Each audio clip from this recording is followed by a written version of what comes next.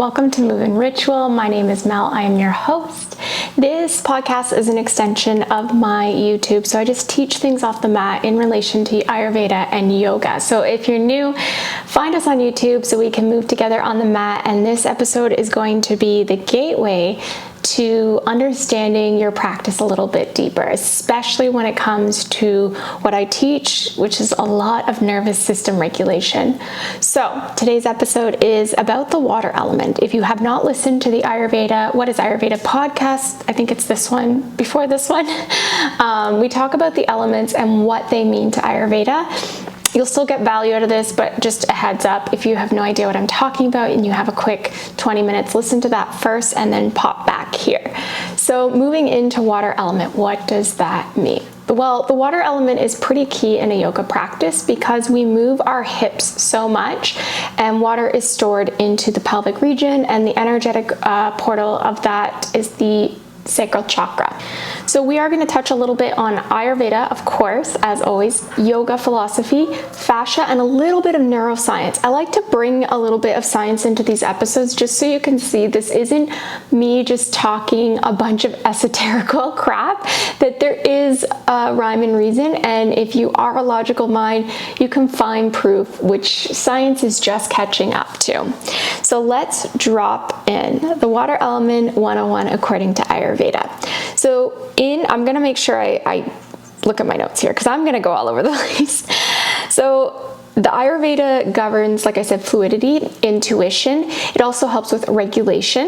It helps with your creativity as well, your expression. It's also connected to receptivity, your connection, and like I said, the womb space, which is the creation of life. Okay, I want to make that clear. There is a very big reason why we focus on the womb space in feminine energetics, feminine somatic practices, because the womb space is the creation of life, and it's tied to a lot more than what we see. So water is where intuition begins, because water is the element. If you think of it, the energetics of it, it is heavy, it is dense, it is fluid, but it also is very powerful. I think I talked about it in the last episode where you can't block water. Water is going to force its way. So let's think of a river, for instance. If I put, a bunch of rocks and stones, the water is going to keep moving, especially if there's a current. It's going to find a way to push and move through.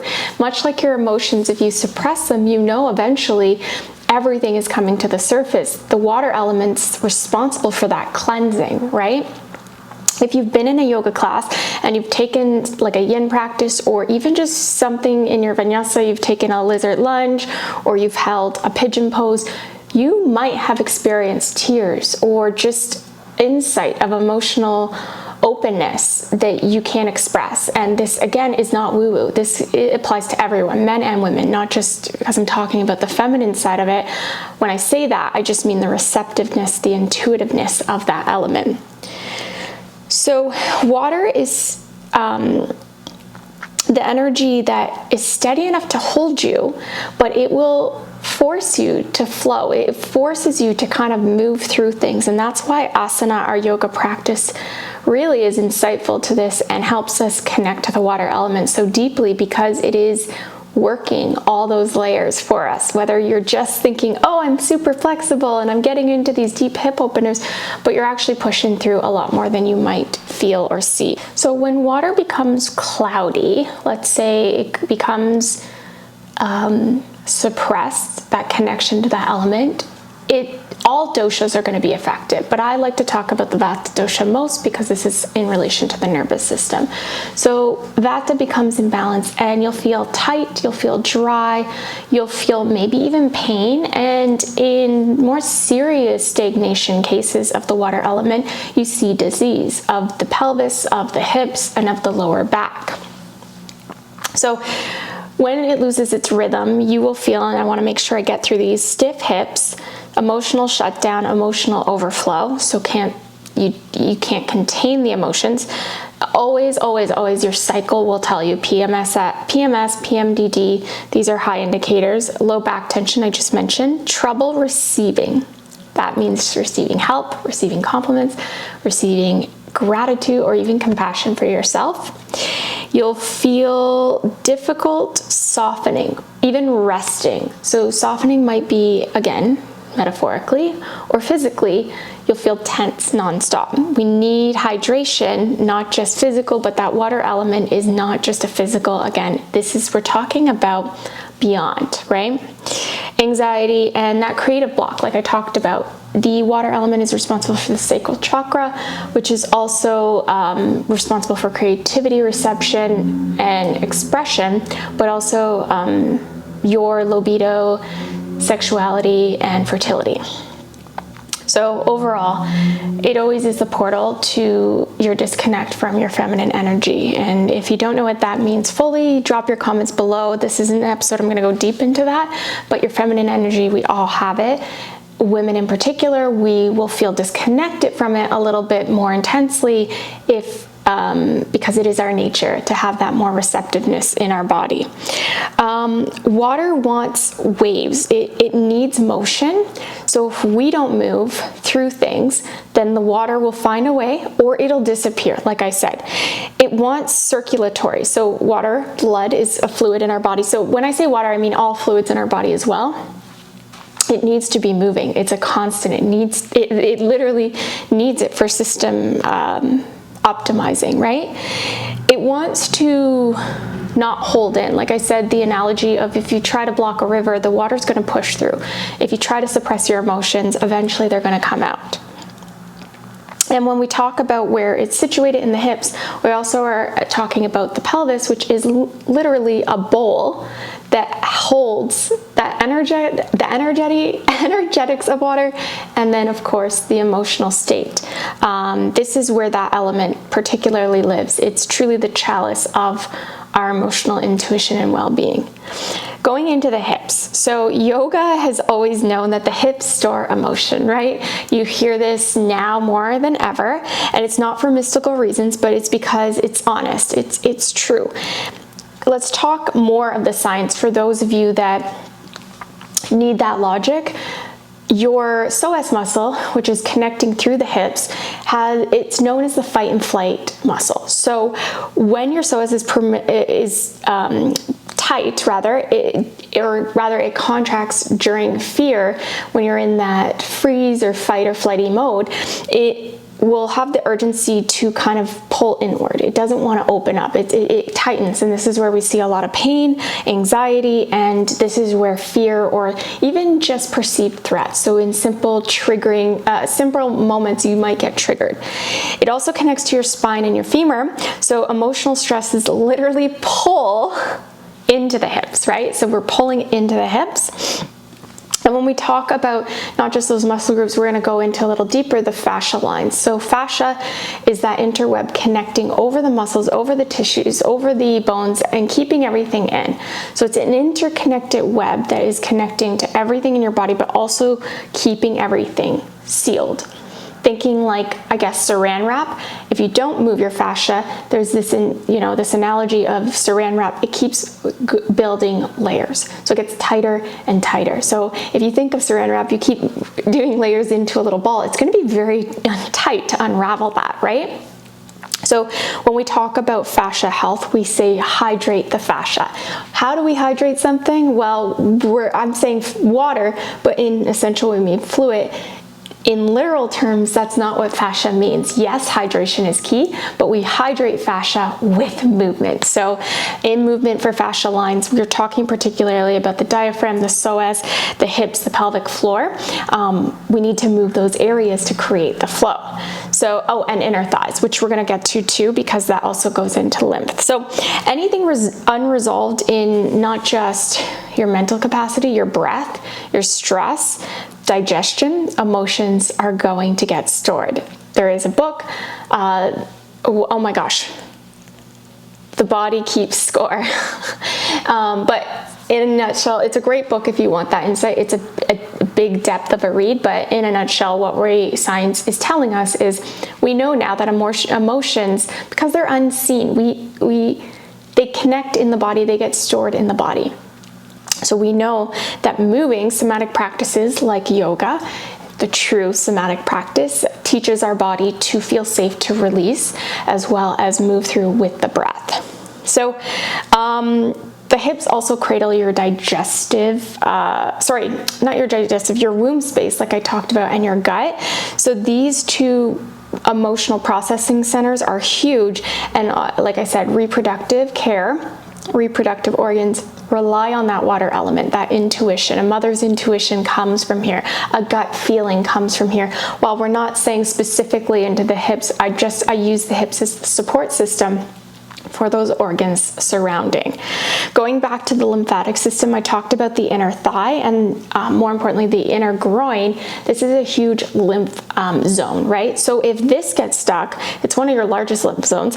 If emotions are stagnant, then lymph will not move through that. So again, water is physical, fluid is physical, it needs to move, but energetics of it needs movement, it needs release, it needs to keep circulating. And if our lymph system is backed up, we get sick, stagnation, we get dull looking. There's so much. We know our lymph system is a big correlation of our inner essence, our glow, right? So going a little more into that subtle body, the sacral chakra. In yoga, subtle anatomy, okay? So yoga has physical anatomy, but we look at subtle anatomy, which is within the chakra system and the elements. We also look at the nadis. I don't think we're talking about that today. No, I save that for another episode. So I already kind of talked about this, but the sacral and into the hips is the realm of creativity, sensuality. So not just sexual reproduction and our organs there, but sensuality is your senses, literally feeling, tasting, touching, smelling, hearing, all that being connected is through the sense, your sensuality. Boundaries, setting boundaries. If you have an issue with that, there's an issue there. We all have it at some point. Pleasure, so just enjoying little things and big things, whatever it is, just enjoying. Emotional flow, inner truth. So our inner truth is, of course, speaking our truth, being true to ourselves. That's an intuitive pull. Our identity and our relationships. Now, our identity is, of course, from here. It also goes into the other chakras, of course. But our foundation is really, our blueprint starts here, and then we move into Manipura, which is our solar plexus, which is a little more in depth. I'll go into that again in another episode. So when we sit too much, we clench too much, we perform, we don't set boundaries, we override, the pelvis actually contracts, and this is why hip openers can bring up a lot of tears, a lot of confusion, irritation, or sudden heat. It can cause numbness, and some people, it's interesting because a lot of students have not brought this to me, and maybe it's just an openness thing, feeling too vulnerable, but memories coming through in a practice or into your dreams after a practice. And then emotional tenderness. I mean, we're saying the same thing over and over again. Your yoga practice does open up the emotional aspects of the self. When you go to a class and you're into your hip opener, your body isn't necessarily betraying you. This is the nature of a mind-body practice. It's the element in motion, water in motion, in flow. That's why we call a practice a flow, essentially, where you're saying we are moving with the direction of self, and we are creating space so that everything can move through. And it should be mentioned that when we work these fascia lines as well, because we're opening, we're softening and hydrating the fascia, you're telling the nervous system, because everything's connected to the nerves as well, and then you've got the vagus nerve, there's so much intricacy with the nervous system and movement. You're telling your nervous system, okay, we're safe to let go now. Now we've given space, which water relies on space a lot to be created and to have that flow. So on that note of fascia, your fascia has 10 times more connection to the nerves than your muscles do, meaning its little receptors are constant throughout the body. And that's why when we start to rehydrate and we give it space, you're able to move. Fascia is your most sensory rich tissue in the body as well. And it's amazing because fascia is only it's still being uncovered. I would say the last 30 years, maybe 40, is when we've really started to ramp up the understanding of, okay, we've got this tissue, but it holds so much information outside of what an anatomy textbook can give us. And as I mentioned, it is a connected network. So think of literally like a network with little nerve endings, or you can look at it as sort of like a Wi-Fi connector. It's like the main hub, and you're getting information from all parts of the body, but you need to be online. You need to connect inward to actually feel and move through and circulate communication. So you'll hear, if you start learning more about fascia, or you just have been with a practitioner who uses that term, or you might even hear these terms. Let's go even just to a yoga teacher. You might hear if you're feeling sticky, if you're feeling tense, you need to soften. We're not necessarily, we talk about the muscles a lot, but we're asking you to just drop into that network of fascia. It needs to be softened in order for us to access the other stuff. The main things that happen, and where you're going to see, and everyone has tight fascia all over the body, is of course in the hips, the pelvic floor, the low back, but you'll also see it in the diaphragm, the jaw, the neck, the shoulders, right? These areas that we tend to lock up. These are the intersections of the nervous system. So shoulder, neck, pelvis, the intersection of our nervous system, our fascia, and our emotional pathways. Let's talk quickly, I just made some notes here about the emotion and where in the body you're probably going to feel it. So if you're dealing with anxiety, you're going to feel tight psoas muscle. If you're dealing with heartbreak or even grief, you might feel it into the hips, obviously into the heart space as well. Overworking the hip flexor, it will constrict, right? So I don't mean that you have to sit for that, but if you are overworking the mind, the body will find ways to stop opening up, because it needs that shutdown. It needs a pause. It needs a break. It needs a reset. Chronic stress will help will create pelvic shortening, and then perfectionism will the pelvic floor will grip. You'll feel that, like you'll feel tension in the body. And the amazing thing is, you might not feel it until you get on your yoga mat. I have said this probably 1,000,001 times, and I'm still always sort of wowed. Sorry, my cat is just I'm wowed by people not feeling the tension that they're holding constantly until they slow down, until you get on the yoga mat, until you take a little breath practice, until you find some balancing movement, or you just literally rest and you're like, oh my gosh, what is all that shoulder pain? What is all that neck pain? What is all that hip pain? As an instructor, I feel it too. I don't notice until I actually take a breather and I'm like, oh my gosh, my shoulder is so tight. So not going to make this episode fully vagus nerve at all. I wanted to actually connect more on the fascia, but vagus nerve will connect to the hip, and that is where you see the emotional release. So your vagus nerve touches the gut, the diaphragm, the reproductive organs, and then the pelvic floor, right? So when you move the hips fluidly, you're not just releasing, you're not just opening, you're not just stretching, you're actually regulating. You're regulating your nervous system. So movement in the pelvis helps parasympathetic activation. It helps with emotional release. It actually helps with the breath as well. Your breath pattern will shift. Lymphatic clearing, of course, because we've got those larger lymph zones. Your gut-brain connection. So not only is the gut-brain what you eat, but like I said, emotional digestion and metabolism. Trauma discharge, and we know this. So trauma, I'm not a trauma practitioner in the sense where I'm not like certified to treat any traumatic disorders. However, if you are, or you've worked with a practitioner, you will know that they will talk about the hips, especially if you're doing a mind-body practice. And then vagal tone improvement, which we know from previous episodes. So slow and fluid movement is really essential. I think I've kind of narrowed that down, but in your yoga practice, whether you're going to a power flow or a vinyasa flow, we have to keep space. As teachers, this is a responsibility for that flow. So towards the end of your class, you might start winding down, cooling down into a hip opener. You might even end up in a hip opener, like you might close your practice with that. But we tend to have that because it's the portal of integration. Integration is going to have a whole episode because it is something we're missing so much, not on the yoga mat, but just in life in general. If you come to my Common Strategy workshop or talk, you will know very well what I mean by integration.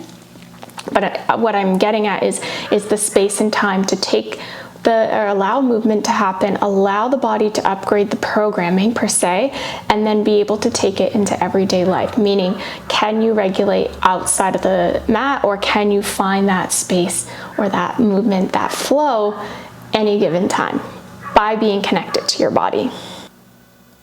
So without going too deep also into yoga, we call prana flow, which is your essence or your life force. So what we mean by that is that it's not necessarily the breath. It also would be contained in air element, space element, but also water. We need flow, and prana is a big part of a yoga practice. What we think about, we need pranic practices to create space for the element of energetics of water to cleanse. So that might sound confusing, but the other episode I talked about the 5 elements. This episode we're just talking about the one.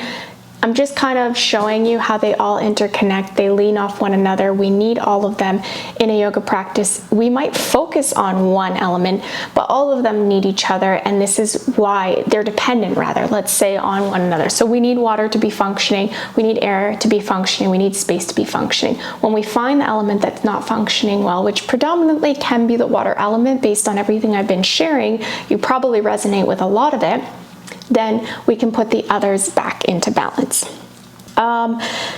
So going into just a little bit of a recap, I didn't talk a lot about prana, but that's your life force. We need that.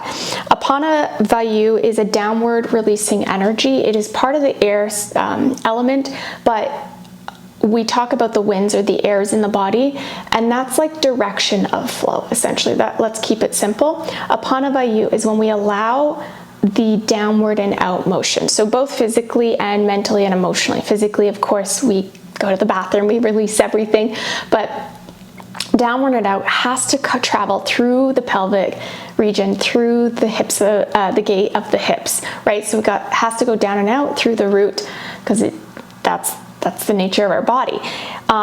So that's a really important one. And again, just going back to the idea of water and air and space, everyone needs each other, so they're dependent on one another.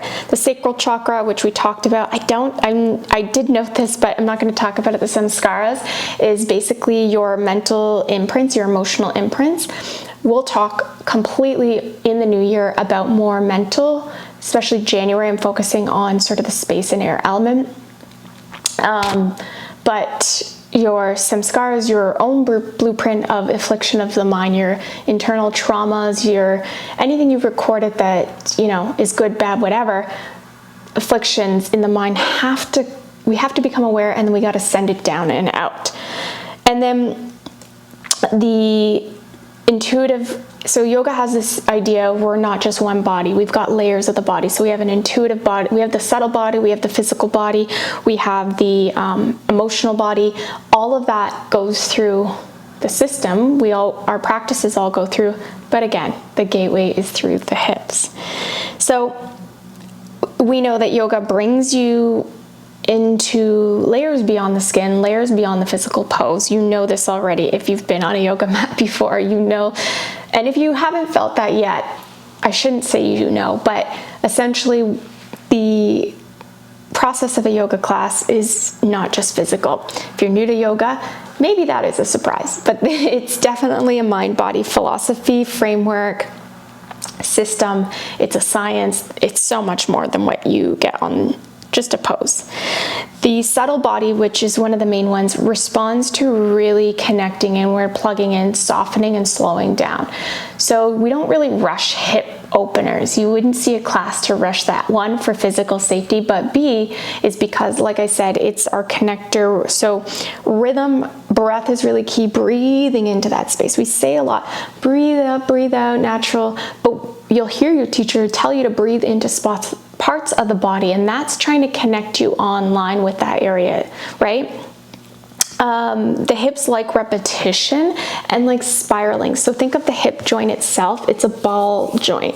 So it doesn't just go flex and extend. It's all the way around. Our hips open, they close, they go forward, they go back. So there's a lot of 360 movement we can be doing to keep the hips healthy and stay connected to that inner water element. Okay, so how do we take this into everyday life? Well, first, movement. But we want to talk about linear stretching is just not the only thing to help your hips open up. We want to think of the joint itself, it's a hip ball socket joint. So you want to go left, right, up, down, we go flexion, extension, so our hips can move. We can bend, we can open, we side, we can rotate the hip, right? We can open the knee, we can go inward, and that's what we want to do. We want fluid 360 movement, and fascia loves that as well. So to hydrate your fascia, we don't just repeat a movement. If you are a runner, you need a practice that's opposite of that. If you are just a yogi, you need a practice that's opposite of that. The fascia loves constant movement. As much as our nervous system loves repetition, fascia needs to get connected by staying online, by moving, hydrating it.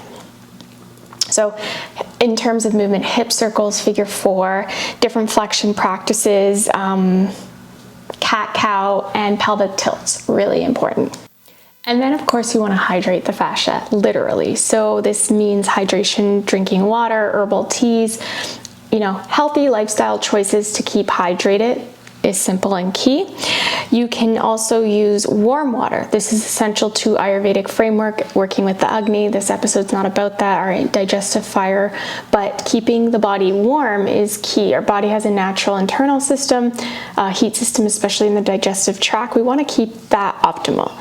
Again, everything interconnects, not just the fascia, but digestion to emotions to heart energy, all the things. Massage is really good, or foam rolling, which wouldn't be an Ayurvedic practice, but this is where we stick to modernizing, hydrating the fascia well, foam rolling on areas, especially tender areas, or daily self-massage. And then, of course, breath-led movement. The breath is everything. So the other way you can look at this is emotional unclenching. It could be simple, like every night, just breathing into that pelvic space.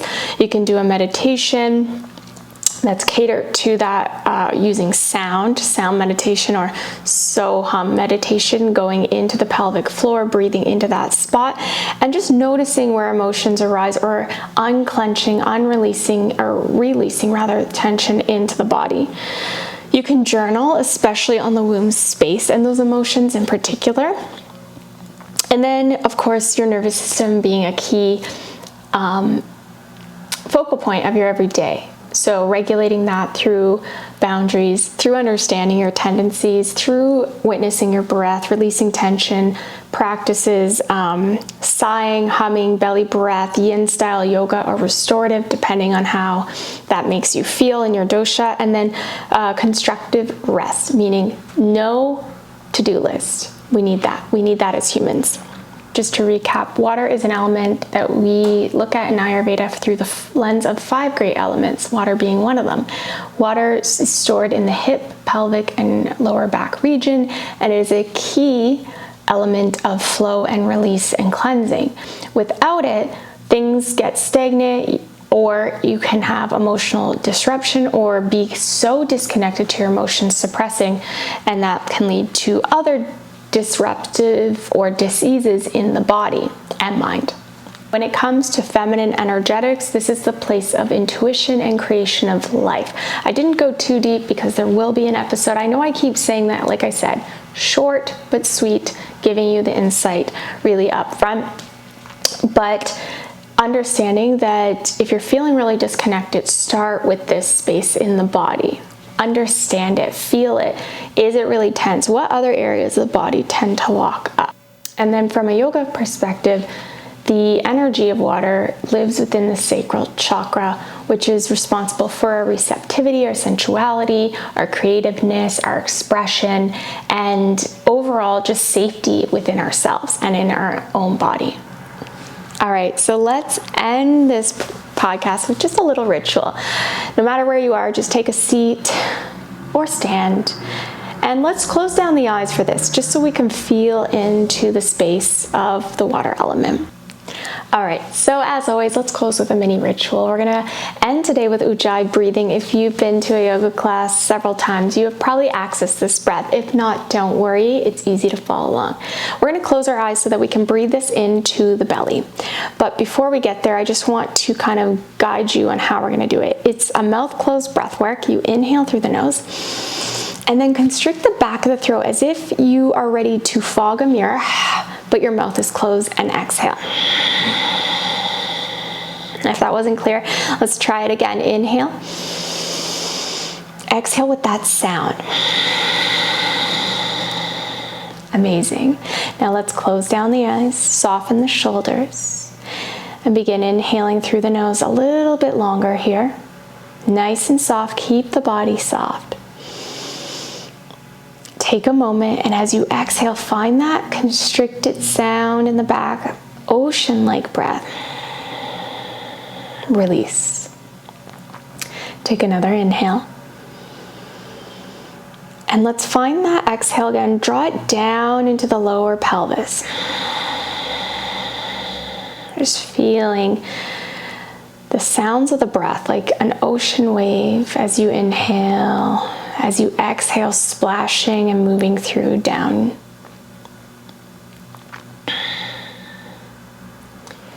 And just draw back to your natural rhythm of breathing, keeping your eyes soft. Tuning into that space.